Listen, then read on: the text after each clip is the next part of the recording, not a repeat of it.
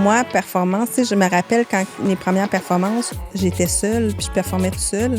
Mais même si j'avais une équipe 20 ans plus tard, je me sentais à porter en maudit, tout sur mes épaules quand même. Je sais pas, mais tu sais, ça donne comme ça que j'ai plusieurs femmes intenses, comme toi puis moi, qui, quand ils arrivent dans le 45 et plus, on dirait, là, tu sais, on dirait qu'à un moment donné, t'as de l'énergie, t'es dans la top performance, mais on dirait que ça te rattrape. Puis en fait, les équipes attendent que ça, que tu te lègues. C'est ça, hein, ultimement. Tu sais, dans la délégation, t'inspires à rendre les équipes autonomes aussi. Plus je suis vulnérable et inspirante, moins j'ai de taux de roulement dans mes équipes. Tu sais, je te dis, c'est vraiment particulier, là. C'est fou, hein? Les gens, tu sais, je me sens moins parfaite, moins bonne, mais le monde reste plus... Présente et honnête. C'est ça, et authentique. Bonjour, ici Cléo Maheu. J'ai la chance d'accompagner depuis des années des entrepreneurs dans la croissance de leur entreprise et j'avais vraiment envie de faire briller leur histoire, souvent atypique, en créant le podcast Histoire d'hypercroissance. Cet épisode vous est présenté par Big Bang, qui accompagne les entreprises dans leur croissance en maximisant la valeur de leur technologie. J'ai la chance de collaborer depuis des années avec Big Bang et Gabriel et son équipe, ce sont vraiment des gens, une équipe extraordinaire dédiée à vraiment trouver la meilleure solution technologique pour supporter la croissance dans les organisations. Pour en savoir plus, simplement cliquez sur le lien dans la description de l'épisode et vous pourrez faire l'évaluation gratuite. Vous êtes au point où vous avez besoin de changement, vous vous sentez submergé et vous souhaitez mettre en place les meilleures pratiques d'affaires? Mon bootcamp Hypercroissance est fait pour ça. J'adore aller à votre rencontre avec des ateliers virtuels, des outils pratiques et un accès à vie à notre formation en ligne.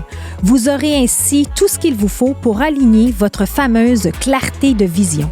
Durant 4 demi-journées d'ateliers, je vous accompagne afin que vous ayez en main votre plan de croissance en une page après un blitz d'1 mois. Tous les détails pour vous inscrire sont dans la description de l'épisode. Sophie Urtubise, bienvenue. Merci.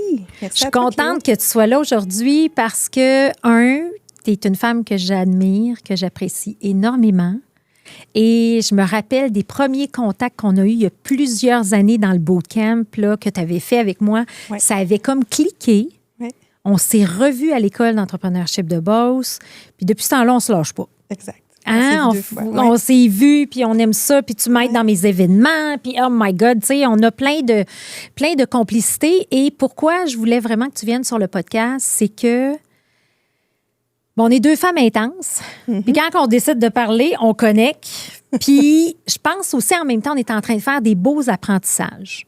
Puis je voulais que ce soit comme un peu un échange, vraiment, tu sais, en toute transparence, en toute authenticité, pour pouvoir peut-être inspirer des gens, principalement des femmes peut-être qui passent à travers différentes étapes ou périodes, puis de dire, bien, regarde, on n'est pas parfaite, mais on fait de notre mieux, puis voici où ce qu'on est rendu.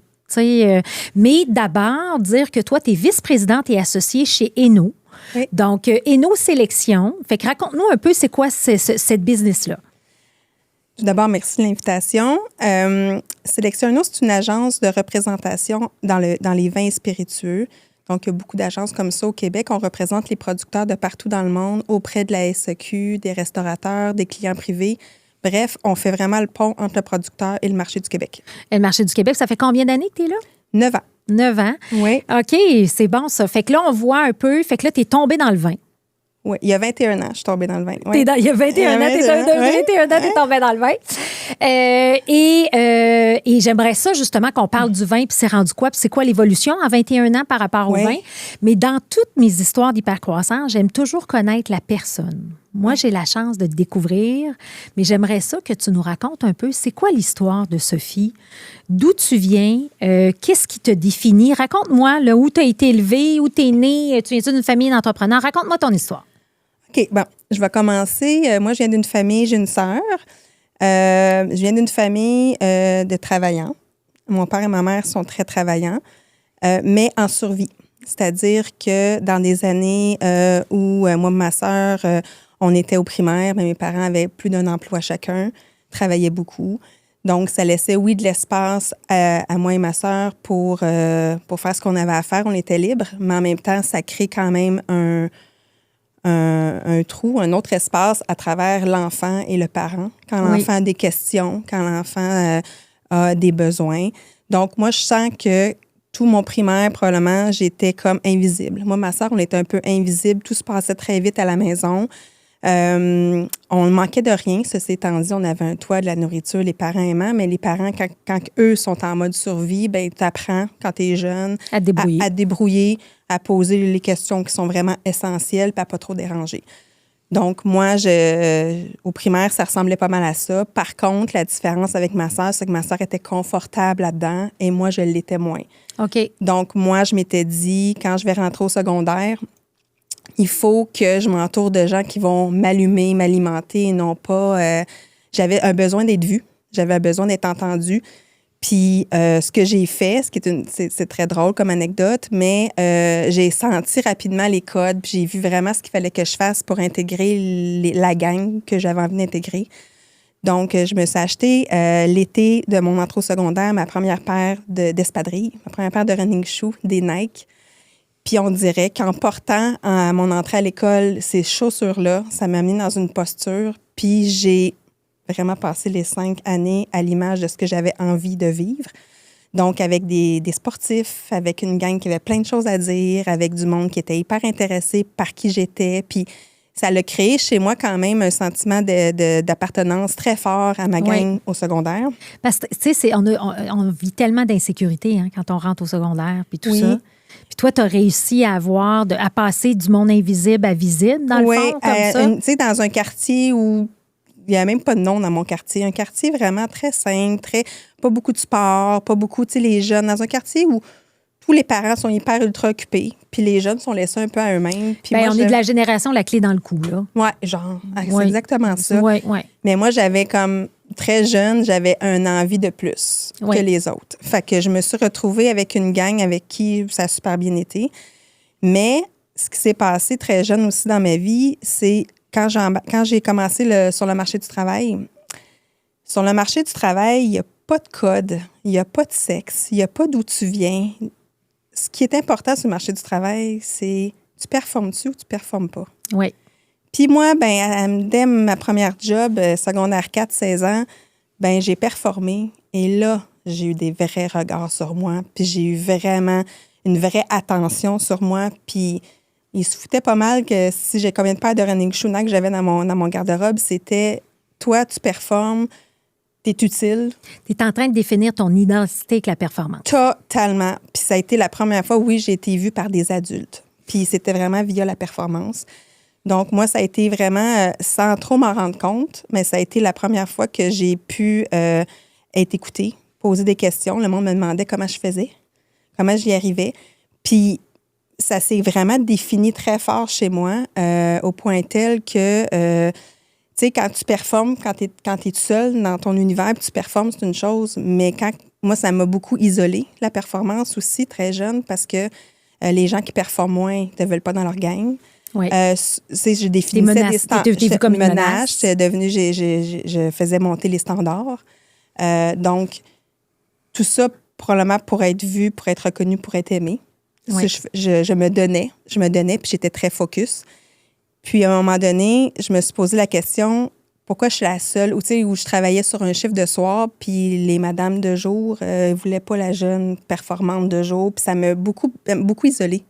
Oui. Puis au lieu d'avoir pas des récompenses, mais tu sais, au lieu de me donner de la visibilité ou de me demander, toi, t'aimerais-tu ça travailler de jour? Non, parce que j'étais la meilleure. On me laissait sur des postes qui étaient difficiles, puis qui étaient de soir, puis qui étaient très exigeants. Puis à un moment donné, j'ai vu comme un peu l'incohérence. Fait que ce que j'ai fait, c'est que je me suis inscrite au HEC en gestion des opérations de la production pour apprendre comment aller encore plus vite et faire mener une équipe dans cette vitesse-là. Okay. Donc, vraiment, la performance, pour moi, ça m'a défini jusqu'à l'université. Ça m'a défini encore, mais jusqu'à l'université, j'ai gradué en gestion des opérations, puis mes cours en amélioration continue, puis mes cours comment faire aller encore plus vite, puis me faire monter les standards. J'étais très bonne et j'étais très intéressée à ce type de... Ça a comme été un peu ta ligne directrice ou ton identité pendant plusieurs années. Oui, vraiment. Je pense que ça coule dans mon sang, la performance, peu importe. Mais c'est devenu probablement du fait que j'avais ce besoin-là d'être vue, Puis la première fois que j'ai été vue par des adultes pour vrai, c'est dans la performance. Dans la performance.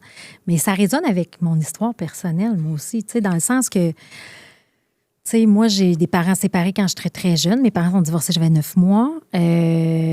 Mon père a rencontré une femme qui était très dure envers moi. Puis j'ai tellement essayé de me faire aimer d'elle, puis d'être parfaite, puis de faire toute la patente, là, tu sais, que je suis rentrée dans une zone de performance, moi aussi, que les gens n'ont pas rien à me reprocher, puis je suis tout le temps parfaite. Ouais. Fait que ça a des bons côtés dans le sens que je pense qu'on dépasse des frontières.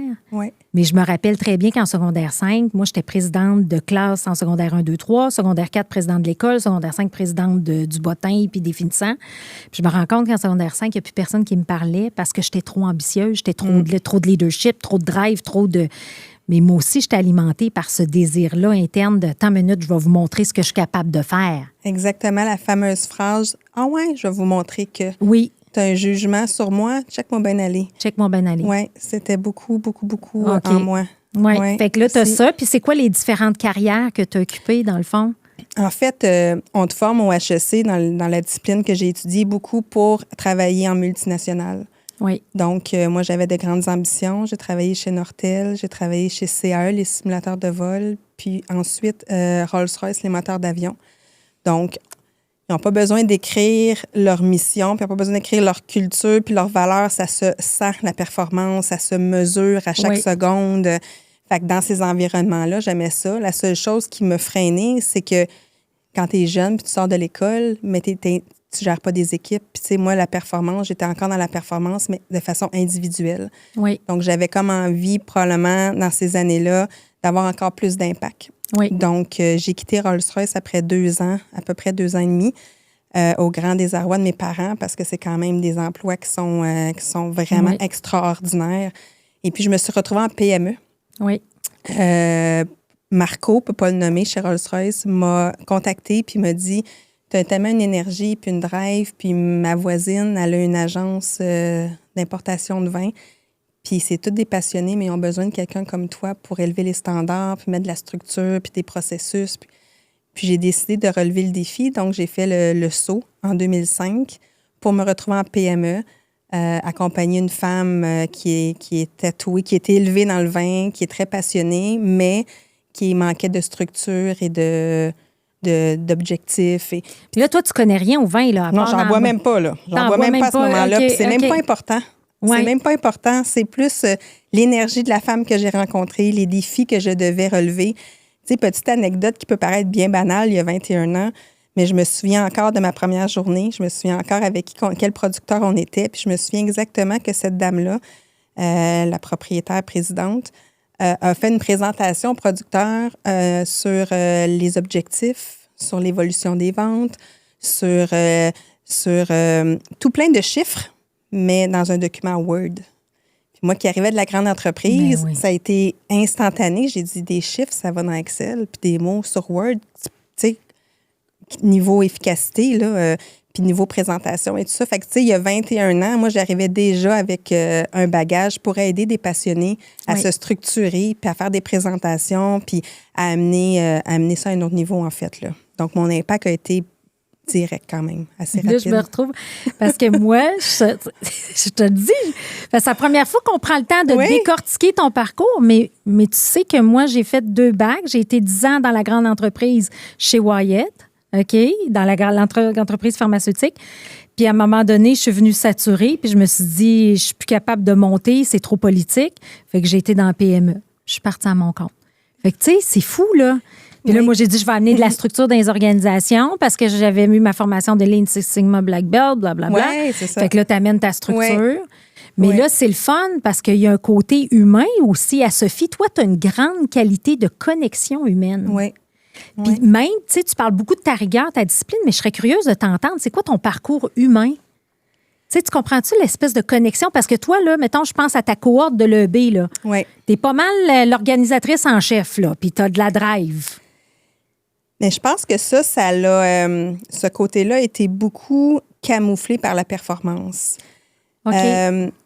Comme mon coach dirait, mon yin et mon yang, là. Oui. Bon, ben moi, ma performance, ma tête était toujours mise de l'avant au détriment de mes relations, au détriment de beaucoup de choses dans toute ma vie. C'était vraiment ça qui était prioritaire, même que je pourrais même dire que pendant ma première année d'université, j'ai quand même eu un enfant. Oui. Puis moi, j'ai pas fait de choix, là. J'ai dit, je vais m'organiser, mais je vais pas ralentir, tu sais. Fait que j'ai toujours mis la performance puis cette vitesse-là, mentale et physique, de l'avant. Mais c'est sûr qu'une industrie de vin, c'est une industrie d'humain. Puis ça m'a vraiment amené, après un certain nombre d'années, à voir que je pouvais faire les deux. Oui. À voir que, d'un, c'était essentiel. Tu peux pas juste parler de chiffres alors que tu parles de vin, puis tu parles de producteurs, avec des producteurs de vin ou même de spiritueux. Tu sais, c'est des gens qui sont passionnés, c'est humain.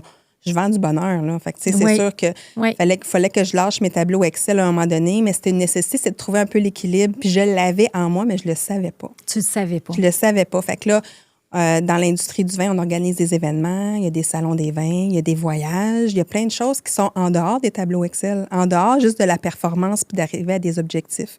Qui était bien pour toi, en fait. Bien, qui est parfait pour moi, mais dans l'équilibre. Fait que je pense que c'est le fait que je suis restée depuis 21 ans dans cette même industrie-là, c'est que je suis capable de combiner les deux. Oui. Tu sais, je suis en contact avec des humains, je gère des équipes, je vends du bonheur, puis je suis dans des événements. Je participe à des événements, j'en organise. Donc, tout ça fait en sorte que je me suis comme découvert ce côté-là ou que je laissais juste pas émerger. Parce que dans ma tête, à moi, d'enfant, il fallait que je fasse un choix. Oui. Donc, en fait, c'est qu'avant, tu pensais qu'il y avait une dichotomie entre performance et humain, mais les deux, là, tu réalises que les deux vont ensemble. Les deux vont ensemble, puis j'ai la capacité de gérer les deux. Oui. Tu sais, il y en a qui sont très... on apprend les couleurs à l'école, là, le fameux test Nova. Bien, il y en a qui sont très, très jaunes, puis très orientés humains, puis ils n'ont pas de rouge, puis eux autres, les objectifs, ça les embête, ça les freine dans leur élan de pouvoir influencer. Alors que moi, j'ai les deux. Toi, t'es-tu jaune-rouge? Je suis rouge-jaune. J'ai 100% rouge et 89% jaune. Oui. Puis probablement, quand j'ai fait mon test il y a quelques années, si je refaisais mon test aujourd'hui, je suis sûre que je suis plus balancée encore. Là. Mon jaune doit être resté à 80 quelques et mon rouge doit avoir descendu un peu. Un peu. Fait que pour moi, les objectifs, être dans l'action, c'était comme vraiment comme un moteur qui était hyper important. Mais là, mon jaune, je peux pas... Le test, je l'ai fait à l'université en 1999, puis c'est exactement les mêmes choses, les mêmes couleurs, puis tout est identique à quand je l'ai fait à l'école d'entrepreneurship de Beauce. C'est juste que je le voyais pas. Je n'y accordais aucune importance. Oui, c'est ça. Le côté d'influence, moi, j'ai influencé avec des chiffres. J'ai influencé avec de la performance. Je me souviens que les cours en ressources humaines, en marketing à l'école m'embêtaient parce qu'il n'y a pas de mesure. Ça m'embêtait vraiment. Mais la comptabilité, la finance, il y avait une mesure. Tout ce qui était mesurable, ça m'attirait. OK.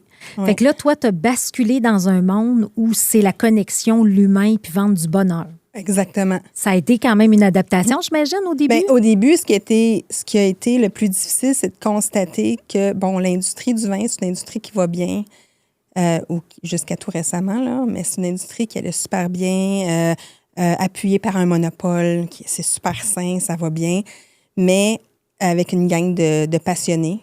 Puis, à travers toute cette passion-là, ben il y a beaucoup de mécaniques qui font pas... Tu sais, les gens sont tellement passionnés par le vin qu'ils regardent même pas ce qu'ils font en répétition. N'importe qui pourrait le faire, une machine pourrait le faire. Tu sais, ils sont vraiment restés... Ils sont en retard, en fait, sur le privé. OK. Ils sont vraiment en retard sur le privé. Donc, moi, ça a été ça mon plus grand... tu sais... coup, ça a été, bien voyons donc, ils font ça comme on faisait il y a 10 ans, comme on faisait il y a 15 ans. Fait que ça a été facile et rapide pour moi d'observer ça puis d'amener des changements. De créer de la valeur. Ah oui, créer de la valeur. Rapidement. Puis une fois que j'ai créé la valeur, là, j'ai vu l'humain derrière tout ça. C'est là que j'ai laissé de la place. Puis c'est là que je me suis laissé de la place aussi. Je me souviens, je travaillais tellement tard le soir juste à optimiser les opérations. Oui. Tu sais, je faisais juste optimiser puis des affaires très banales. Tu sais, c'était pas compliqué. C'est pas une industrie qui est compliquée. C'est une industrie qui est le fun, mais c'est pas compliqué. Donc, juste de faire des petits changements, ça faisait un gros impact. Oui, exact. Puis comment t'expliques, parce que, tu sais, là, ça fait 21 ans que tu es dans l'industrie du vin. Comment ça se passe dans l'industrie du vin? C'était comment il y a 20 ans, puis c'est comment maintenant? C'est quoi l'évolution? L'évolution, c'est surtout au niveau du profil de consommation. Les gens consommaient beaucoup de rouge il y a 21 ans, beaucoup de vin rouge. Aujourd'hui, on consomme beaucoup du rouge aussi, mais il y a comme un équilibre qui est en train de se faire avec le vin blanc. Le vin rosé, c'est en croissance, mais c'était encore plus petit il y a 21 ans. Donc, c'est les habitudes de consommation qui ont vraiment changé. Il y a aussi le fait que les jeunes consomment différemment que nous ou que nos parents. Donc, les jeunes consomment moins, consomment différemment, consomment du sans-alcool, alors qu'il y avait 0 sans-alcool il y a 21 ans. Oui. Donc, c'est tous ces changements-là qui amènent un monopole et une industrie à s'adapter et à changer. Mais jusqu'à la pandémie, on est encore en croissance. La pandémie nous a amené à croître la consommation assez vue. On s'est tous mis à boire à tous les jours. Oui, c'est ça à la maison. Il n'y avait rien d'autre à faire. Il y avait juste ça à faire. Puis depuis le retour à la normale, bien, les gens ont pris des décisions puis ont commencé à être plus raisonnables dans leur consommation. Donc, on voit une décroissance de la consommation si on se compare aux années de la pandémie. Oui. Et puis là, ce que les sondages nous disent aujourd'hui, à l'heure actuelle, c'est que les gens ont réduit leur consommation, mais que là, ils sont confortables avec ce qu'ils consomment au moment qu'ils consomment. OK. Fait que ce que ça nous dit, les sondages, c'est que là, dans les prochaines années, on devrait pas être en méga décroissance, mais on va être stable avec la consommation d'aujourd'hui, mais avec un profil qui change, qui va continuer de changer. Ça, qui va continuer d'évoluer, plus de blanc ou plus de rosé, de rouge. Exactement, des prêts à boire. On ne voyait pas ça avant, des prêts à boire en canette. Oui. Là, c'est quand même, ça fait il y a 21 ans, il n'y avait pas ça. On buvait beaucoup de spiritueux. Les spiritueux demeurent quand même 16 de ce qu'on vend. Ce que la SAQ vend, 16 c'est quand même pas rien. Mais c'est dans le profil des blancs. C'est ça qui change. Moins de sucre, Oui. plus de blanc, plus de rosé, plus léger. Puis le monde me demande souvent, qu'est-ce qui amène les gens à boire des vins moins costauds et plus légers? Mais ce qu'on voit, c'est parce que les gens ont changé leur habitude d'alimentation aussi. OK. C'est des salades, on voit des tartares, des choses qui sont plus légers dans les assiettes. Ça l'amène un accompagnement qui vient avec. Qui vient avec, qui est plus léger, qui est plus doux. Exact, exact. Puis quand tu parles, tu sais, peux-tu juste nous parler un peu, tu sais, tantôt tu as parlé rapidement, tu sais, le privé versus le public, le monopole, tu sais, juste qu'on comprenne un peu comment ça marche ici au Québec. Mais en fait, le monopole gère 400 points de vente que vous connaissez. Aussi, on voit des agences. Il y a 400 agences qui se retrouvent dans des milieux éloignés des grands centres où les SAQ sont à une distance X, est trop loin des campagnes. Donc, on retrouve des agences dans les épiceries. Il y en a 400. Donc, ça, la SAQ, elle gère ses magasins. Maintenant, on peut aussi commander en importation privée. Généralement, où ce qui est connu, c'est l'importation privée qui est destinée à la restauration. OK. Donc, nous, on en fait quand même beaucoup. La restauration aime avoir des produits qui sont exclusifs à eux. Donc, il y a de l'importation privée. Toujours est-il, ça passe par le chemin de la SAQ quand même. C'est juste que la SAQ ne les commercialise pas de façon officielle. Ça passe vraiment de leur entrepôt chez le client directement. Donc, mais ça laisse aux agences une belle latitude. Si la SAQ ne veut pas un produit pour X, Y, Z, ils ont trop de Pinot Grigio, puis tu es capable d'avoir un Pinot Grigio super intéressant qui intéresse ton restaurateur, bien maintenant, tu peux le commander en importation privée puis le vendre. Puis on peut aussi en vendre aux clients privés, aux consommateurs, comme toi, je pourrais t'en vendre, mais c'est à la caisse. OK. Donc, tu dois être intéressé à acheter soit 6 bouteilles à la fois ou 12 bouteilles à la fois pour... Je peux pas t'en vendre une bouteille à l'unité. À l'unité, c'est pas possible. OK. Fait que ça, c'est la façon dont ça fonctionne. Puis, vous êtes quand même un bon fournisseur à la SAQ, hein? Vous êtes quand même dans les tops au Québec. Oui, on est dans les tops. On est quand même beaucoup d'agents aujourd'hui. Il y en a plus de 400, mais nous, on fait partie du top 15 des agences. On vend à peu près 5 millions de bouteilles à la SAQ. Donc, on tire notre épingle du jeu. On a des producteurs de partout dans le monde. On est capable de... On est vraiment en lien avec ce que la SAQ cherche, ce que le consommateur cherche. On est toujours à l'écoute. On suit les tendances. On suit les tendances, on est à l'écoute, on fait les salons. Il y a des salons qui s'organisent à travers, dans certaines régions, à travers le monde, en Europe, par exemple, où tous les producteurs sont là. Nous, en tant qu'agents, on va déguster, on va découvrir. Oui. Et puis, la SAQ est là aussi, présente. Puis, il y a beaucoup d'échanges qui se passent lors de ces salons-là, ce qui nous permet de voir ce qui s'en vient. Chez nos producteurs, chez nos clients, mais aussi d'aller déguster. J'ai pas de vin de la Grèce. Il y a des producteurs de la Grèce qui sont intéressés à introduire le marché du Québec. On organise des rencontres, des dégustations. Ça se passe beaucoup dans les salons aussi. Ça se passe dans les salons. Oui. Puis, toi, t'es fait ces salons-là? T'es-tu porté beaucoup à voyager? Comment ça fonctionne? En fait, oui, je fais tous les salons depuis 21 ans. J'ai cette chance-là de pouvoir tous les faire. C'est important pour leur relation avec nos producteurs actuels. Oui. C'est important aussi de rencontrer leurs équipes. Souvent, ils se déplacent avec leurs équipes. Puis on déguste généralement les millésimes à venir, donc pas ce qui est sur le marché. On déguste, on parle de projets, on parle de ce qui s'en vient, des plans marketing qui vont s'en venir, de ce que la SAQ va chercher. Donc, on a beaucoup de discussions stratégiques aussi autour de la dégustation qui s'organise là, dans les salons. Dans les salons, 21 ans. Wow! Puis là, comment t'as... Tu sais, parce qu'il faut quand même que tu connaisses le vin, là, à un moment donné. Tu sais, je comprends là, que tu as un background humain, tu as un background de fichier Excel, là, mais comment t'as appris? Tu sais, t'as appris... J'ai été chanceuse parce que quand je suis arrivée dans l'industrie, la première agence pour qui j'ai travaillé 10 ans pour eux. Et puis, il y avait un beau portefeuille de spiritueux aussi. Donc, la formation se fait en continu. Il y en a qui sont sommeliers dans la vie, puis c'est ce qu'ils veulent faire. Moi, je suis pas sommelière, mais j'ai appris avec mes visites chez les producteurs, avec les salons. Puis les producteurs se déplacent sur nos marchés aussi. OK. Viennent rencontrer les consommateurs, viennent rencontrer les restaurateurs. Puis il y a beaucoup de masterclass ou de dégustation, de formation qui se fait. Oui. Donc, moi, j'ai assisté à toutes ces formations-là. Puis j'ai suivi des cours aussi W7 1, 2, 3, qui sont des cours qui sont donnés... souvent les THQ ou dans mon industrie, en tout cas, sont donnés, c'est assez ouvert. Oui. Il y a des belles apprentissages à faire à travers ces formations-là aussi. Mais je ne suis pas sommelière. Mais je suis allée faire ces formations-là pour bien comprendre. Mieux comprendre, parce que c'est quand même assez complexe. C'est pas juste qu'est-ce que tu dégustes, c'est dans quel environnement est-ce que le raisin évolue. Oui. Puis c'est ça qui fait un gros changement entre un vin et l'autre. Puis des fois, c'est des terroirs qui sont très proches. Oui. Mais à cause qu'ils ne sont pas exposés au soleil ou sont exposés différemment, que ça crée des vins qui sont très différents, sans compter tout ce qui se fait en cuve, le travail qui se fait une fois que le raisin est récolté. Donc, c'est très complexe comme industrie.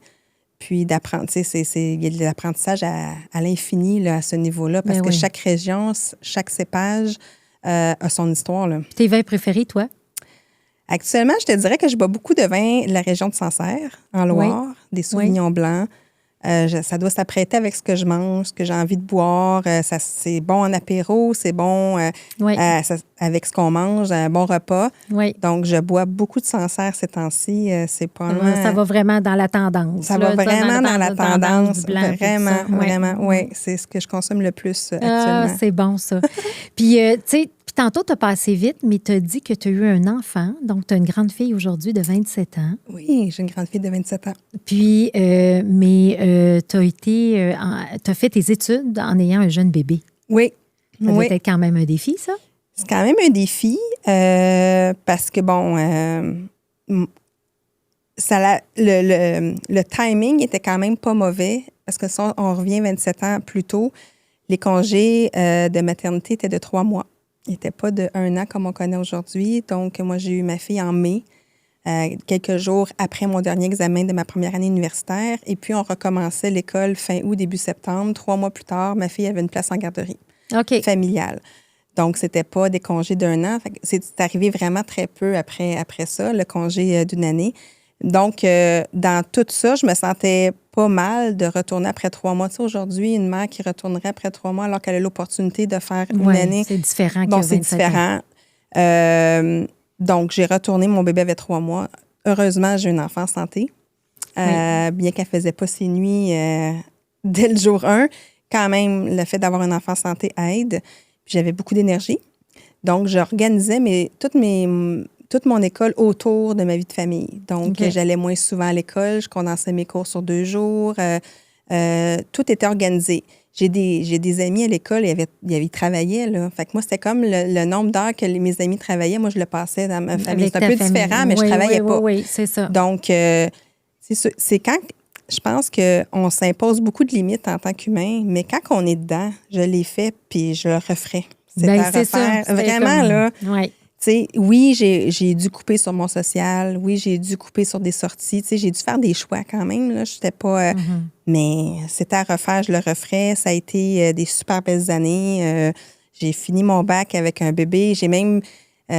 mon premier emploi chez Nortel, en ma première année, ma deuxième année d'université, j'avais mon bébé. Je travaillais chez Nortel durant tout mon été qui était en congé.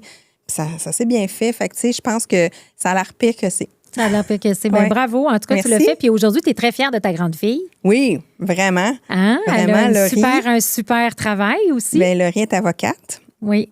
Donc, elle a gradué pendant la pandémie, est avocate. Et puis, elle a fait quelques années en cabinet pour s'apercevoir que c'était pas fait pour elle. Puis, au lieu de rester prise là-dedans, ben, elle a vu une opportunité passer qui est avocate pour le Grand Prix Wow. du Canada. Donc, pour le groupe Octane, qui est l'entreprise pour qui elle travaille. Puis, ça fait 2 ans qu'elle est pour Octane, elle est dans l'événementiel. Oui, c'est des heures de travail vraiment incroyables. Plus on se rapproche du Grand Prix, plus que cette équipe-là travaille très fort. Mais au moins, il y a une fin à ça. Oui. Puis là, ils viennent sortir. Le Grand Prix était il y a quelques semaines, il y a 2 semaines. Et puis, elle est sur son X. Elle est sur son X. Elle adore l'équipe. C'est une équipe qui est très proche, une équipe qui est très humaine. Puis, elle pratique son droit, elle pratique sa profession à travers un environnement qui est aussi extraordinaire que le Grand Prix. Hey, c'est-tu le fun, ça? C'est vraiment le fun. On Puis pense elle pas en à ça, parle. mais... Non, puis elle en parle. Puis, tu sais, je l'ai vue, j'étais au Grand Prix, là. Elle dormait très peu. Elle avait de la misère à garder les yeux ouverts, là. Tu sais, elle était vraiment fatiguée. Puis le Grand Prix s'est terminé. Puis elle me dit, je suis tellement déçue que ce soit déjà terminé parce que c'est de l'adrénaline au maximum. Oui. Les équipes sont proches, ils passent beaucoup d'heures sur place à tout orchestrer. Mais quelle belle école, on s'entend-tu? Une belle école. Pour te développer, puis quelle expérience. Exact, wow. Exact. Fait que elle vit aussi un peu comme moi son volet très, très droit, tu sais, est en droit. Fait que c'est très... Elle a beaucoup de contrats à lire, elle a beaucoup de... Puis elle vit aussi le volet événementiel dans lequel c'est humain, c'est le fun. Elle ressemble un peu à sa mère. Oui, elle a des traits. Oui, exactement. Puis le garçon, lui, le grand garçon de 15 ans, Le garçon de 15 ans est au secondaire, en secondaire 3. Il vit sa best life. C'est un sportif. Il est à sport-études en baseball. Il vit sa best life. Et entrepreneur. Et entrepreneur depuis quelques temps. Petite histoire très cute. J'étais à l'école d'entrepreneurship de Beauce à mon 2e séjour. On nous demande, à l'école, ils nous font des surprises, mais ils sont très mystérieux. Ils nous demandent d'apporter un sac à dos avec des accessoires de survie à l'intérieur en une liste. Et puis là, mon fils, il voit qu'à mon 2e séjour, le premier séjour, c'était très agréable aussi. On a fait du sport entre chaque jour. On fait du sport, c'est très axé à l'école. Ils font des coupures dans la journée pour nous amener à bouger. Donc, il y a ça qui se passe. Au 2e séjour, je dois faire un sac de survie.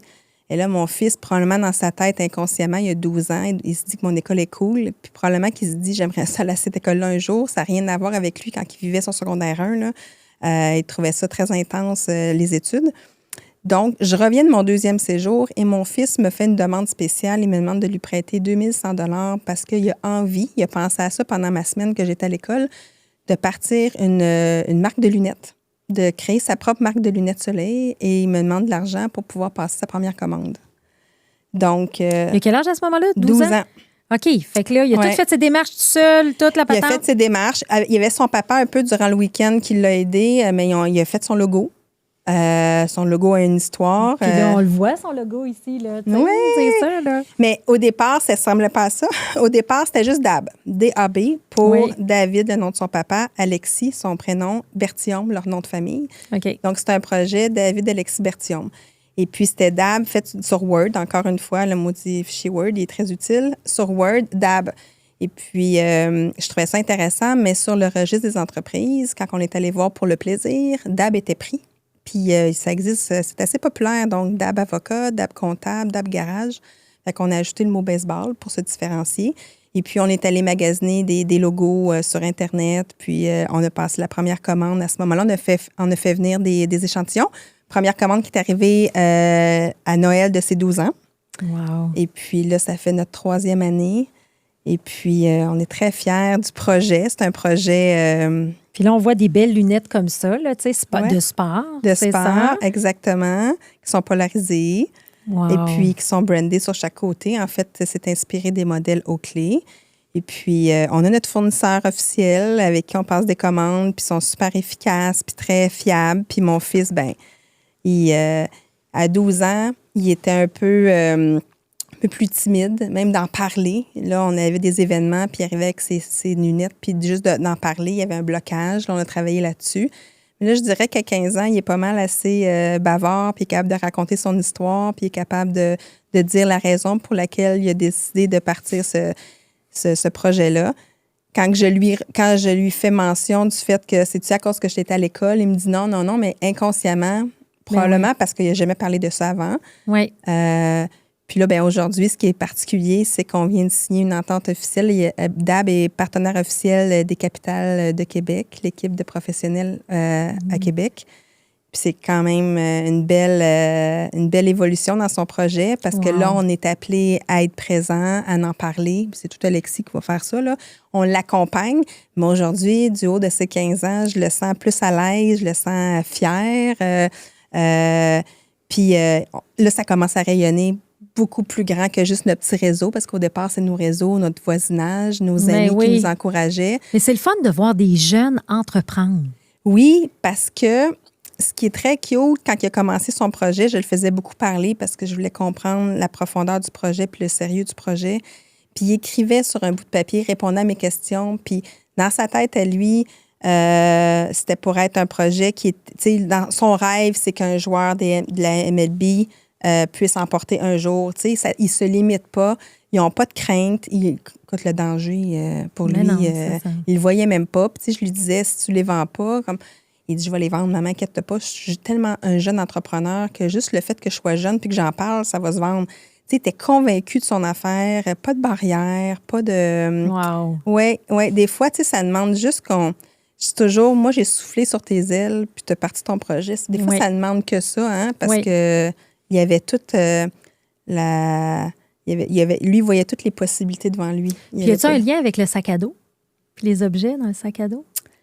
C'est parce qu'il t'a vu partir avec ça, puis que ça avait de l'air cool, puis après, il est revenu. Mais c'est parce qu'il m'a vu, pour lui, Survivor, c'est comme une émission qu'il aime beaucoup. Oui. Et puis, on pensait, tu sais, je ne savais pas ce que j'allais vivre à ce moment-là avec mon sac à dos. Oui. Mais on était convaincus, mon mari, moi et mon fils, que j'étais pour vivre une expérience dans le bois de survie. OK.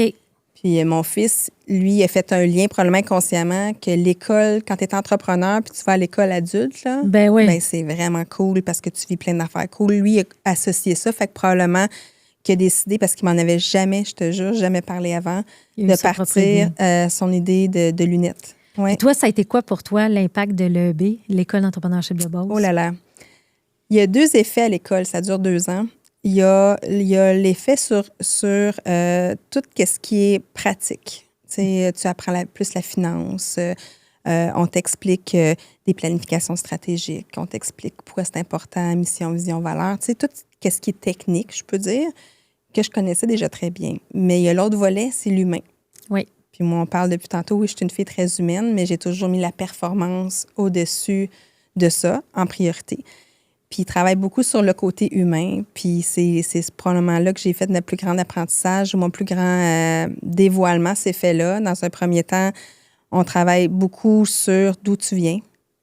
Souvent, on le minimise, ça, parce que soit qu'on ne veut pas le voir, soit que c'est souffrant, ou on pense que ça n'a pas eu vraiment d'impact, ou on ne s'en souvient pas tout le temps. Fait qu'ils nous font beaucoup retourner à notre enfance. De là, aujourd'hui, que je peux parler librement, ouvertement, de dire je la comprends, mon histoire. Oui. Fait qu'ils nous font comprendre notre histoire sans forcer, mais moi, j'ai embarqué dans tout ça vraiment. Là, et puis je pense que tu avais un méchant bon coach aussi, Yves. Oui, exact. Yves Plourde, là, qui est venu d'ailleurs sur le podcast avec sa conjointe Valérie. Oui, extraordinaire.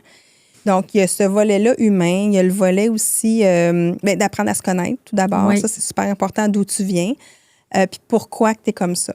Il y en a qui sont... peu importe qui on est aujourd'hui, notre parcours de notre enfance, nos blessures d'enfance nous définissent quand même en quelque part. Puis d'apprendre ça, c'est comme un poids de moins sur les épaules, de savoir pourquoi que la performance, c'était comme un moteur chez moi.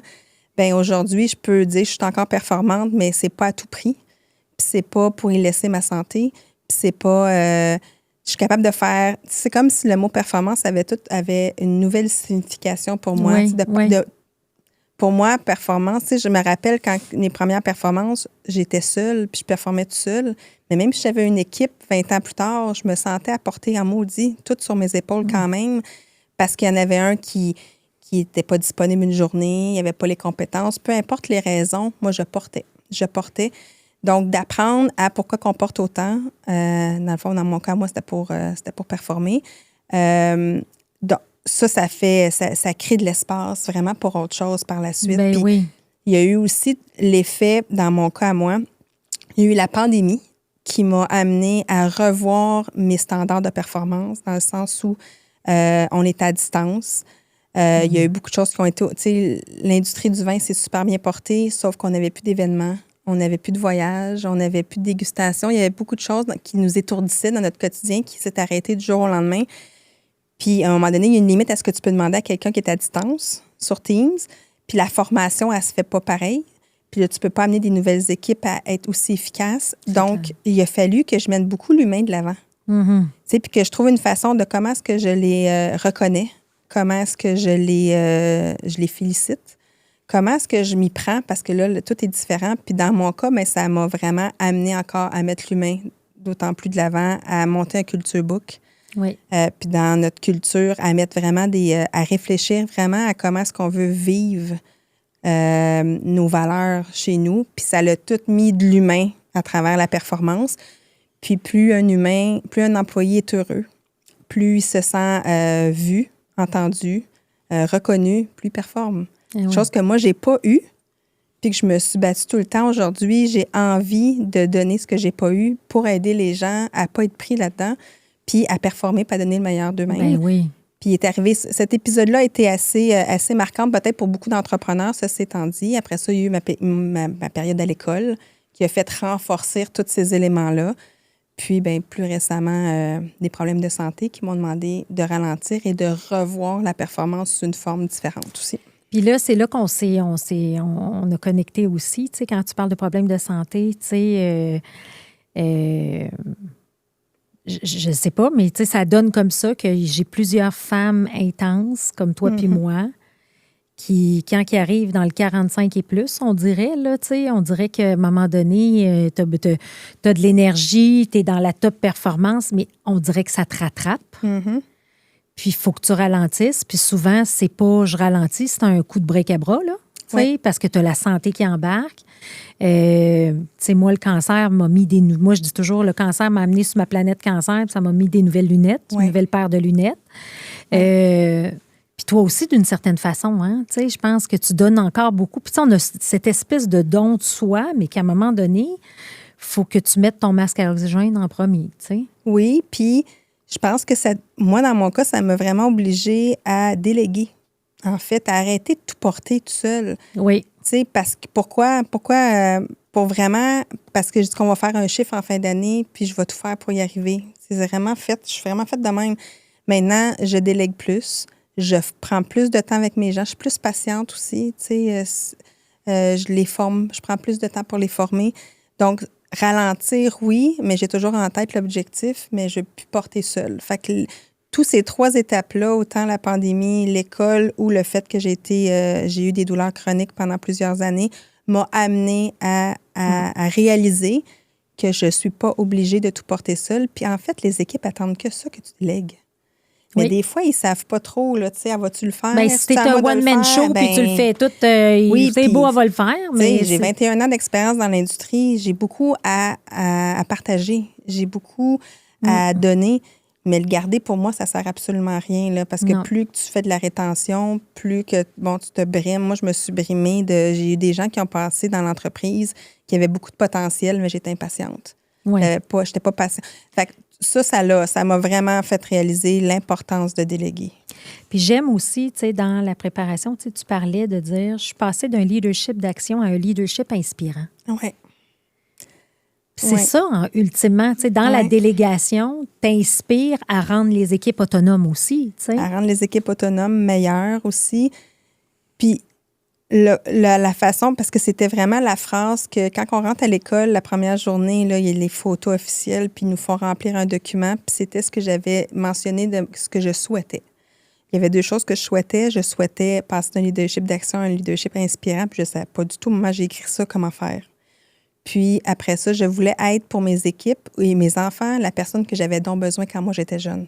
Oui. Bon, c'est ça que j'avais écrit dans mon document. Et puis, je réalise aujourd'hui de passer d'action à inspirant, c'est en étant vulnérable. Tu sais, quand tu dis, là, il faut que j'arrête, là, je peux plus, j'ai besoin d'aide parce que j'ai des problèmes de santé. Tu es vulnérable, puis tu n'as pas le choix de le dire. Puis cette vulnérabilité-là aussi, elle s'est passée à travers mes expériences à l'école. Les gens voulaient que je leur parle de mes expériences. Puis c'est souvent des expériences où ils te mettent dans une vulnérabilité X pour faire sortir, enlever le masque, pour faire sortir les vraies affaires. Fait en le vivant, c'est une chose, mais en le partageant, c'en est une autre. Fait que j'ai partagé des situations que j'ai vécues à l'école qui me rendaient vulnérable. Puis, ben, tout ça fait en sorte que ça l'inspire. Les gens ils pensent pas, ils n'ont plus besoin d'être dans la perfection. Oui. Ça m'amène à être plus humaine. Puis de dire, j'ai atteint tel objectif à l'école, mais c'était loin d'être parfait. J'ai souffert, puis ça a été difficile, puis j'ai eu beaucoup de remises en question.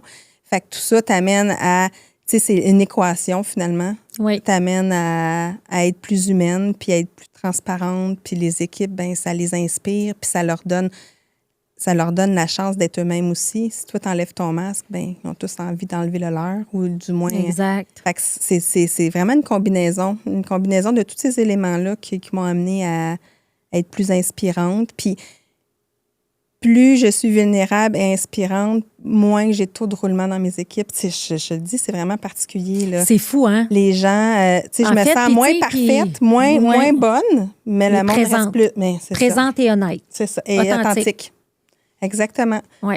Il y a moins de taux de roulement. Les gens sont vraiment... J'ai une super belle équipe, une équipe de rêve. Les gens ne sont pas parfaits, mais ils se tiennent, ils s'entendent bien. Il y a une synergie qui se crée autour de tout ça, assez naturellement, sans rien forcer. Sans rien forcer. C'est beau. Avec l'importance d'être soi.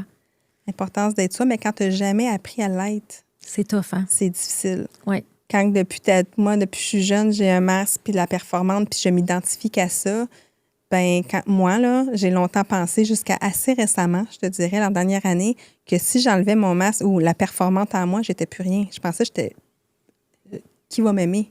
Oui. Si je suis plus ça, je suis quoi? Exact. Ça a été un gros cheminement, là, parce que c'était mon identité. Puis tout s'est construit autour de ça. Fait que si je lâche ça, il reste quoi? Fait que c'est tout à reconstruire, là. Puis ça, c'est une facette, mais imagine tous les gens qui ont des masques et ils se sont mis une identité par rapport à quelque chose de X. Bien, moi, mon identité publique, là, de la Cléo, là, en hypercroissance, puis go, puis elle fait des podcasts. Penses-tu que je ne l'ai pas, là, dans le masque public? Oui. Tu sais, mais c'est ça que je suis tout en train de réapprendre, là, suite à mon cancer, puis de dire, OK, qu'est-ce que j'aime vraiment? Oui, j'aime coacher, mais je veux aider encore plus les humains, d'où ma formation de Functional Medicine Coach. Je le fais pour moi en premier, je le fais pour aider ma famille.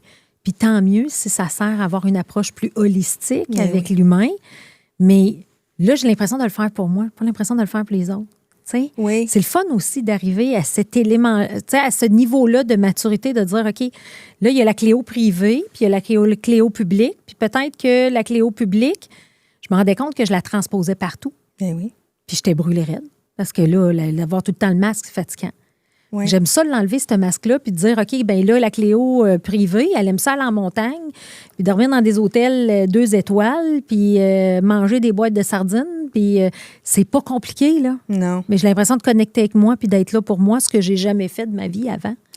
Puis ce qui est particulier, c'est qu'il n'est jamais trop tard. Exact. Tu sais, exact. Il n'est jamais trop tard, mais je comprends les gens ne savent pas comment faire. C'est parce qu'en fait, tant que tu ralentis pas, tu sais, quand tu es à 100 sur l'autoroute, tu ne vois pas le paysage. Tu vois pas le paysage. Ah, c'est ça. Quand toi, tu parles du paysage, tu vois pas les gens. Tu n'es pas capable de voir les gens autour. Ce que les gens contribuent aussi. Tu sais, ça devient invisible aussi quand la personne a contribué à quelque chose, mais tu vas tellement vite, tu n'es même pas capable de le voir, sa contribution. Exact. Tout ça, la vitesse intérieure à quelque chose. Là. Puis moi, je trouve que le fait de ralentir, ça amène beaucoup de clarté aussi. Parce que j'avais tout le temps un coach, j'avais tellement ri. Là, j'avais rencontré Howard au Modern Elder Academy, puis il m'avait dit « Are you on the fast line or you are on the slow line? » Puis là, c'était tout le temps la question qu'il me posait, en voulant dire « T'es à quelle vitesse? » là, Oui. Puis là, moi, je me suis rendu compte, oh my God, ce que je veux, moi, c'est des slow mornings. Être capable de me lever le matin, d'aller dans ma serre, faire mes petites affaires, ma petite routine, pas partir. Hey, moi, là, 5 heures, la switch était on, là, puis j'étais partie, puis le moteur, il s'éteint à 9 heures le soir, là, tu sais. Je n'ai plus cette énergie-là non plus, tu sais, après cancer, rémission, prendre des médicaments, tu sais, à un moment donné, tu n'y arrives plus. Puis là, c'est de l'impression. Mais tu sais, ce sentiment-là de je suis qui, moi, puis qu'est-ce que je vaux, là? Oui. Mais en même temps, quand tu donnes le temps de réduire, c'est là que tu te rends compte que tu as tout en dedans de toi, là. Exact. T'as tout, puis l'identité que tu t'es fait, l'histoire que tu t'es faite quand tu étais jeune, puis d'être toujours, tu sais, moi, ça me mettait toujours dans cette histoire-là de dire qui je devrais être. Pas qui je suis, mais moi, je suis une performante, j'ai le masque de performante, c'est mon identité, donc j'étais toujours dans qui je devrais être, puis comment je devrais être, puis à un moment donné, quand tu arrêtes de regarder comment que ça devrait se passer, puis tu regardes qu'est-ce qui se passe réellement en toi, là. Ici et maintenant. Ici, maintenant, dans ton corps. Moi, c'est ce qui est arrivé, c'est que j'écoutais pas mon corps, puis j'ai eu des douleurs chroniques, puis c'est mon corps a catché bien avant ma tête ce qu'il voulait, là, puis c'était de ralentir, puis de la clarté, puis d'arrêter de tout porter. Mais le corps a parlé avant, donc... Mais il y en a beaucoup de femmes que c'est comme ça, hein? C'est tout le corps qui parle. Moi, j'ai toutes mes amies, on dirait, c'est tout de même. Puis pourquoi? C'est plate d'avoir à se rendre là, tu sais. C'est parce qu'on ignore, c'est parce qu'on n'écoute pas. On n'écoute pas. On n'écoute pas. Il y en a eu d'autres signaux probablement avant. Dans mon cas, c'est des intolérances alimentaires, de choses que je mangeais tout le temps, de très banales, puis que ça avait des impacts sur mon corps, puis que j'ai jamais écouté. Parce que quand tu vas vite, tu n'écoutes pas ton corps. C'est la dernière affaire que tu écoutes, c'est bien ton corps. Oui.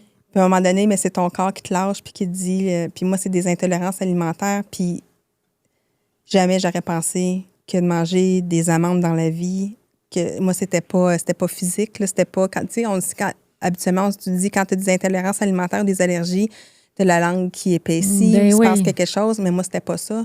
C'était de la douleur chronique dans mon corps, de l'inflammation due à des aliments. À des aliments hyper santé. Donc, il a fallu vraiment que j'écoute ça parce que, tu sais, à un moment donné, c'est drôle parce que je dis à mon mari, hey, tu peux-tu croire que je vis des intolérances alimentaires? Puis, tu sais, j'ai jamais vécu rien d'intolérant. Puis, il m'a dit, bien, qu'est-ce que tu tolères? Qu'est-ce que tu as toléré pendant toutes ces années-là puis que tu n'as pas écouté? Tu sais, le parallèle entre ce que ton corps est dit, puis je trouvais ça tellement... ça m'a frappé, là. Tu sais, c'est vrai. C'est vrai. C'est vrai. Ben oui, exactement. Qu'est-ce que je tolère? Des poids lourds, puis... Tolérer des équipes toxiques ou tolérer des équipes toxiques, c'est le meilleur exemple. Une équipe qui est toxique, ça performe. C'est pas des valeurs. Oui. Quand tu tolères ça pour la performance, à un moment donné, ça te rattrape. Ça te refrappe. Ou d'avoir, c'est ça, des poids invisibles sur les épaules, mais parce que je vais être performante, ben je parle jamais de ces poids invisibles-là. Heureusement, je suis chanceuse, j'ai des enfants en santé, un mari en santé. Tu sais, c'est pas un poids invisible de porter quelque chose d'aussi lourd que d'avoir des enfants malades, mais d'avoir des poids puis de ne pas vouloir montrer que des fois, tu sais, c'était trop.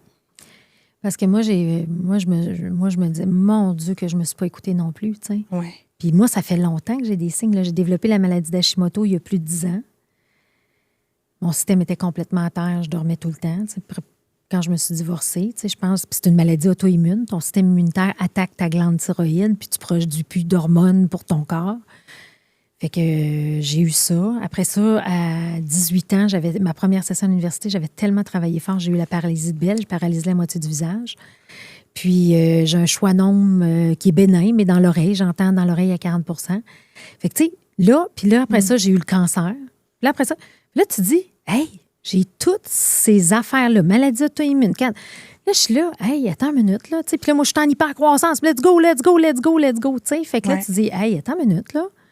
L'hypercroissance, on peut-tu l'avoir d'un point de vue humain? On peut-tu l'avoir d'un point de vue hypercroissance, mais en santé? Tu sais, le vrai succès. Puis là, je me suis dit, le vrai succès, là, c'est pas tant les chiffres que tu vas atteindre, mais c'est toi comme humain. C'est quoi l'impact que tu as dans les gens qui t'entourent? Comment tu es capable d'aider ton prochain? Tu sais, toute ma vision, moi, est complètement en train de changer, là, tu sais. Exactement. Pourquoi? Parce qu'on apprend, en tout cas, du moins, on est dans la même année. À l'université, tu apprends que la performance, ça vient avec des chiffres. Oui. En tout cas, moi, dans mon cas, j'ai étudié la GOP. Donc, c'est sûr que c'est ça qui marque. Puis, ça a sûrement évolué, les études universitaires, c'est sûr, là, mais de l'humain derrière la performance était pas tant, pas considéré, mais on était des machines. On était considérés comme des machines, pas de limite. Oui. Let's go, on y va. Puis, tu sais, moi, je dépassais des quotas jeunes. Là. On me donnait des quotas de production, puis je dépassais, puis je sautais mes brunchs, mes pauses, puis mes dîners ou mes soupers pour atteindre, parce que j'étais complètement déphasée. Puis je me disais, moi, je vais atteindre 200, puis c'est 200 le chiffre magique. Puis je me donnais là, dans ma période de 8 heures. Mais tu sais, j'ai été éduquée par des parents aussi dans l'époque. Oui. Tu sais, c'était vraiment la performance, c'était super important. Puis Oui. quand tu es malade, tu le dis pas, puis tu te présentes pareil au travail. Puis, tu sais, le mot « travaillant », là, moi, c'était comme être travaillant, c'est que tu te plains pas, tu te présentes, puis tu performes, puis peu importe ce qui se passe dans ta vie. Puis là, aujourd'hui, on attend de quoi de nos enfants? Et là là. Tu sais, c'est pas facile non plus, hein? Parce que moi, je le vois que je suis une mère exigeante avec mon fils, là. Ah, moi aussi. Je suis hyper exigeante, puis moi, je veux ce qu'il y a de mieux, puis let's go. Mais des fois, je me dis, je veux pas vouloir plus que lui. Je veux être en support, mais je veux pas être en push, tu sais. Je veux pas... C'est intéressant parce que, bon, avec ma fille, à l'âge où elle est rendue, tout, je l'ai poussée, puis je l'ai mis dans les programmes Internet, le PEI, là, puis toutes ces affaires-là, puis je l'ai poussée en droit. Elle avait cette volonté-là, je l'ai pas forcée. Mais mon fils est en sport. Et mon fils, probablement, il n'a pas fait les tests de couleur, là, mais c'est un vert, probablement. Il y a beaucoup de vert et beaucoup de jaune. Et puis, moi, je vois en lui... je me vois en lui, c'est la performance, c'est mon miroir de performance quand tu fais du sport élite. Là. Oui, exact. Et puis, je me souviens, dans les années passées, de parler que de ses performances sur le monticule, puis que de ses performances au bâton. Puis, aujourd'hui, mon discours est complètement différent. C'est que je parle de son attitude lors d'un match, même s'il est gagnant ou perdant, l'attitude de mon fils est très importante dans le feedback dans la voiture parce que moi, mon fils devait beaucoup anticiper le retour à la maison parce que moi, je parlais beaucoup de ses performances. Oui, puis je parlais beaucoup, tu t'es pas présenté au bâton. Puis je te l'avais dit, t'as pas assez mangé, t'as pas assez bu. J'étais beaucoup là-dedans. Là, aujourd'hui, je suis plus dans...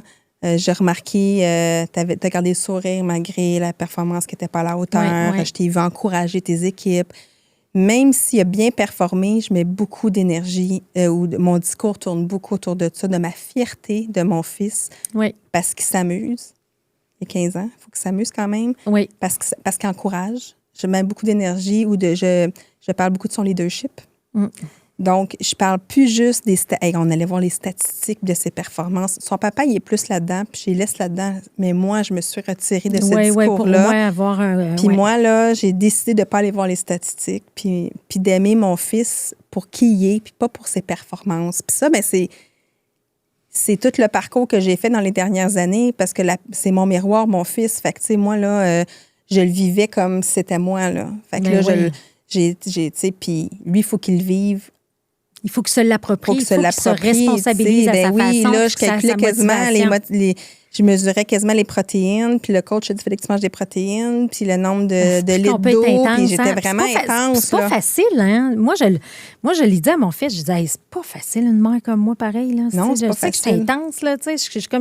Puis des fois, je me vois, là, puis je dis, là, je suis désolée, là, tu sais, puis dis-moi là, si je suis trop intense, parce que, tu sais, je veux que ça vienne de lui, non pas de moi, tu sais. Là, je vais être en mode support, là, tu sais, parce que j'ai confiance en lui, puis il y a une belle âme, puis il y a un beau potentiel. Exact. Puis, tu sais, il a quand même connu des petits échecs à travers ses premières années au secondaire. Il n'a pas été pris dans l'équipe qui voulait donc être pris. Puis bon, mais moi, je les vivais quasiment pire que lui parce que c'était mon miroir. Puis j'étais comme, je comprends pas. Puis, tu sais, mais là, aujourd'hui, je me sens plus en support. Puis ta relation doit être meilleure. Mais ma relation est excellente. Est-ce qu'elle est meilleure? Je ne sais pas, mais je pense que ce qui va retenir de cette relation-là va sûrement être plus saine. que si j'avais continué que de créer de l'anxiété de performance aussi, tu sais. Ben, c'est quasiment ça, là, parce que, tu sais, j'ai pas besoin, quand il rentre dans la voiture après un match de baseball, j'ai pas besoin de rien dire sur sa performance. Il est assez. Très bien. Oui. Fait que j'ai pas besoin d'en ajouter. Avant, j'en ajoutais, puis je le questionnais, tu sais. Puis pourquoi tu penses que t'as pas réussi? Puis là, je le sais, il est capable, il le sait depuis toujours, là, il est capable de s'auto-taper sur la tête. Ouais, mais là, c'est plus, qu'est-ce que tu as retenu? Je t'ai entendu t'encourager. J'essaie beaucoup d'amener de l'humain, puis de l'amener je veux le voir autrement qu'un performant. Puis, tu sais, je dis souvent, si tu lâchais le baseball ou si tu arrêtais complètement le sport, je vais t'aimer quand même. Tu sais, je t'aime pour qui tu es, pas pour ce que tu fais. Alors que moi, je suis toujours pensé que j'étais aimée pour ce que je faisais et non qui j'étais. C'est ça. Fait que le fait de mieux me connaître aujourd'hui, c'est sûr, ça m'aide dans mon rôle de mère, pas juste dans mon rôle de VP, mais dans mon rôle de mère. Puis, je suis consciente de... Puis quand j'y envoie des petits messages, là, j'y en envoie beaucoup des petits messages, mais c'est pas sa performance, c'est pas je te souhaite de faire un coup de circuit. Je suis zéro là-dedans, là. C'est plus amuse-toi, puis aide les autres. Puis je suis beaucoup, beaucoup plus axée sur l'humain. Puis moi, je le vois, là, tu sais, mettons, tu sais, moi, je coach dans la vie, là. Fait que je coach dans la vie. Fait que c'est facile coacher mon gars, tu penses? Tu sais, quand il arrive avec une problématique, attends une minute, on va s'asseoir, on va jaser, tu sais. Mais ce que je suis en train d'apprendre dans ma formation de Functional Medicine Coach, c'est, je sais pas si tu as déjà entendu parler du Motivational Interviewing. Non. C'est un livre qui existe. Je vous le recommande. Si vous voulez avoir une bonne relation avec vos enfants, moi, je me suis dit, hey, je fais ce cours-là, ça me sert avec mon fils. Pourquoi? Le Motivational Interviewing, ça a été conçu, je ne me rappelle pas le nom de la personne qui l'a écrit, mais il est sur Spotify. Là, et ça a été conçu, cette manière-là d'interviewer par des psychologues, pour transférer la responsabilité à des gens qui vivent avec des addictions ou avec des problèmes ou des enjeux. Les parents comme toi puis moi, on a tendance à tout prendre sur nos épaules. Mm-hmm. Beaucoup, beaucoup, beaucoup. Puis, tu sais, moi, je me sens mal. Puis là, si François, il ne réussit pas quelque chose, puis là, je me dis, mais c'est pas ça. Fait que le motivational interviewing, c'est d'être capable de poser des questions ouvertes, sans jugement, être curieux. Après ça, d'avoir une réflexion. OK, tu viens de me dire ça, donc ce que je comprends de toi, c'est ça. Après ça, c'est réflexion. Après ça, c'est un sommaire. Fait que, tu sais, et après ça, c'est une affirmation. Fait que c'est d'affirmer des choses, mais c'est vraiment sans jugement. Puis quand je suis capable d'être dans cet état-là, c'est sûr que mon côté émotif rouge, moi, je suis à 98 dans les deux, là, rouge-jaune. Là. Fait que quand le rouge embarque, mais d'être capable d'être présent.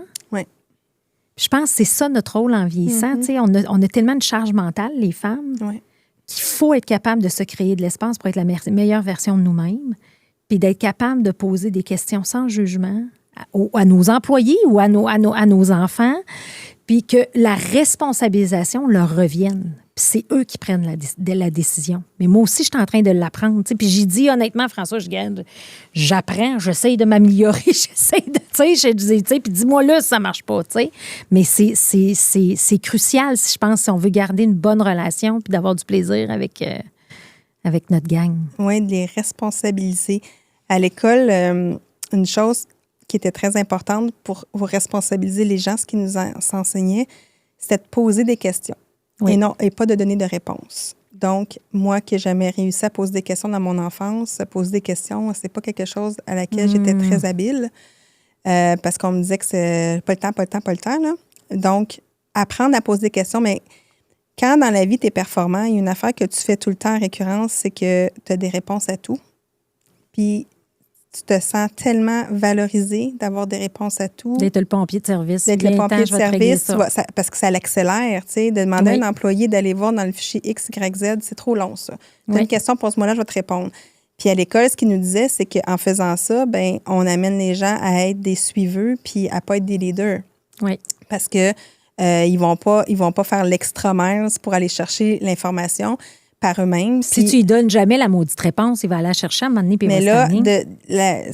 Ce qu'il fallait faire à l'école comme exercice, c'est quand tu reçois une question, il faut que tu répondes par une question, selon toi. Puis c'est très difficile pour le pratiquer depuis plus d'1 an. Là. J'ai des croûtes à manger. C'est très difficile parce que tu connais la réponse, tu sais exactement. C'est pareil comme un enfant qui dit, « Elle est où ma mythe de baseball? » Mais tu sais exactement elle est où, mais il faut que tu l'habitues à se souvenir d'où, tu sais, à prendre conscience de son environnement, puis où le déposer, son objet, pour se rappeler. Oui. Mais c'est la même affaire. Fait que quand tu donnes les réponses tout le temps à ton enfant ou à ton mari qui cherche ses lunettes puis qui ne les trouve pas, ben, à un moment donné, on fait ça avec nos employés aussi, avec nos équipes. Ça les rend pas... C'est naturel. C'est qu'ils veulent... Si moi, j'aimais comme valeur qu'il faut aller vite puis que la performance est super important, puis que je leur ouvre la porte à me poser toutes les questions pour aller plus vite, ben, à un moment donné, ça devient dans la culture d'entreprise. C'est toi qui tombes au combat aussi parce que tu n'es pas capable d'y arriver tout seul. Oui, puis ultimement, tu les amènes pas à prendre la responsabilité, à devenir autonomes dans leur rôle. Exact. Donc, c'est quelque chose qui est très important. Puis je m'aperçois que, à l'école, ils l'ont nommé, mais je m'aperçois que le type de femme qu'on est, nous, aujourd'hui, ben on a baigné là-dedans tout le temps, d'avoir des réponses à tout, de vouloir aller vite. Puis ça, ben c'est contre-intuitif quand tu veux rendre les gens autonomes. Oui. Puis moi, je suis même rendue à dire, si je veux réellement prendre soin de moi, il faut que je fasse ça. Oui. J'ai pas le choix, parce que sinon, je vais tout le temps être la personne qui va être là au centre de tout. Oui, puis quand tu es valorisé, aller vite. Quand tu es valorisé, avoir des réponses, ben quand tu ralentis ou quand que tu parles moins, ça devient comme... ça t'effraie. Oui. Fait que, tu sais, c'est ça. J'ai tout le temps l'étiquette d'execution machine, là. Tu sais, let's go. C'est en plein nous autres. Ah ouais. Fait que des execution machines, la Sophie Execution Machine qui est en évolution, qui prend plus soin d'elle, qui a pris des belles prises de conscience avec un beau passage à l'école d'entrepreneurship de Beauce, qui est très fière de ses enfants. Qu'est-ce qu'on lui souhaite pour le futur? Et c'est une très bonne question. En fait, de continuer à apprendre sur moi. Oui. Ça, c'est sûr. Je pense que je suis au tout début. Mais aussi à redonner, puis à aider les gens, à tendre la main, puis à aider les gens qui ont pas eu la chance de faire le parcours que j'ai fait, puis les prises de conscience que j'ai eues, bien, à les aider à se découvrir. Puis, tu sais, je pense qu'en vieillissant, on a envie de redonner aussi, là. En tout cas, dans mon cas, quand tu ralentis, puis tu as un beau bagage comme le mien, puis j'ai été très privilégiée dans la vie, bien, j'ai envie de redonner. Puis pas juste de redonner pour aller plus vite, mais redonner pour que les gens apprennent à mieux se comprendre, à mettre de la clarté dans tout ça. Oui. Ça, c'est ce que je souhaite parce que je suis encore très curieuse. Puis j'ai encore le goût d'apprendre beaucoup. Ah, Sophie, merci. Merci. Quel bel échange. Ça fait déjà, ça va vite. Écoute, ça passe tellement vite. Vraiment. Merci d'avoir été aussi honnête, d'avoir partagé en toute transparence comme ça. Je pense que c'est une belle discussion qui fait du bien, qui parle des vraies affaires. Puis, je nous souhaite de la santé, puis un petit chin-chin de temps en temps. Absolument. Pourquoi pas? Merci. Merci à toi. Un grand merci à Big Bang, qui est partenaire d'Histoire d'hypercroissance. Merci d'avoir été avec nous aujourd'hui. Si cet épisode vous a plu, prenez un moment pour vous abonner et nous laisser un commentaire. Cette petite action aura un grand impact car elle nous permet de toucher encore plus d'entrepreneurs passionnés comme vous. À très bientôt pour une nouvelle histoire inspirante.